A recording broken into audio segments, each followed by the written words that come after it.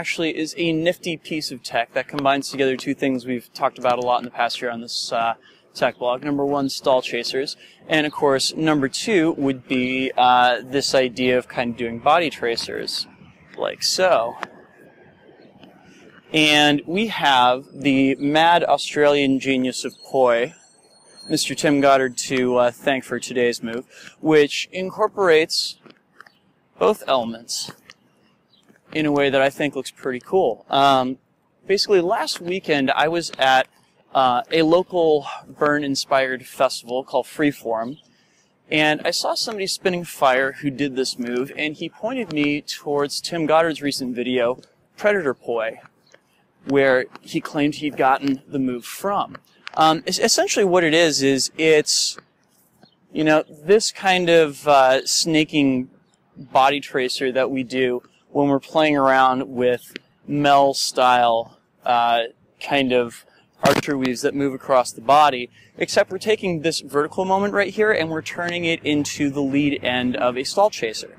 So instead of just doing straight stall chasers that go up and over like so, when it drops back down, your first move is to put it behind your shoulder in that kind of chicken wing thing that we do when we're initiating a body tracer.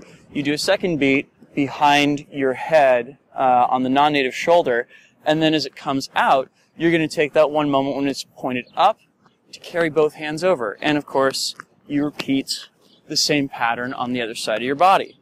It's a very, very, it's not a terribly complicated approach to spicing up a stall chaser, but it does have a really cool result. It makes a stall chaser look very different from what we're used to.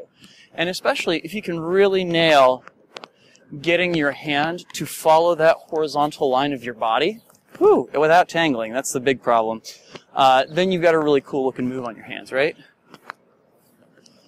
Inspired by this, I wanted to kind of come up with my own, and of course, the body tracer that I've really been digging on lately is this kind of vertical body tracer that goes behind the head that kind of traces out a path from ear to ear along the top of the skull, right? And once again, it makes use of the same lines. As I'm going up and across, I can pop what's essentially an anti-spin pedal back behind my head